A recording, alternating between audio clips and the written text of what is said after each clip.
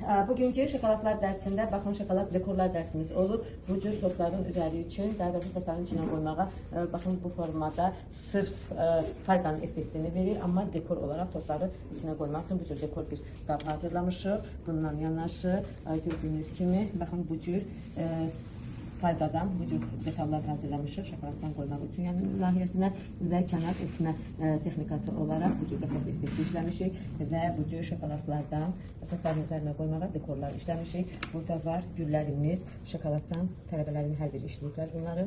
Güllərimiz var, şokoladların boyanma effektlərini öyrənmişik, rəngli şokoladlardan bu cür güllər hazırlamışıq. Hər cür formada güllərimiz var. Hər bir detal şokoladdan hazırlanır. Burada isə şokoladın üzərinin qəfəs formasında örtülməsi boğça formasına bənzəyir.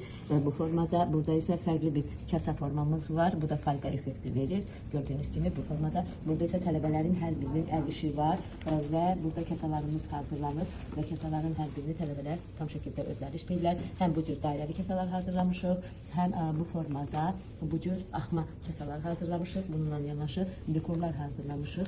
Fretner dekorların hazırlanması şokoladlardan gördüyünüz kimi bu cür formalarda və bomba tortlarının hazırlamaları üçün bu cür bomba formasında tort hazırlamışıq və bunu şokolad hazırlamışıq. Bunu gələnlər üzərinə villur effekti işləyəcəyik. Və burada gördüyünüz bu yumru tortlardan isə bunlardan isə güllə formasında bir şokolad top düzəldəcək hündür formada. Burada isə yan qəfəs formasının örtülməsini öyrənmişik. Bu da şokoladdandır və baxın fayqa effekti verir. Üzərində bugünkü şokoladlar dərsindən. Ayıra.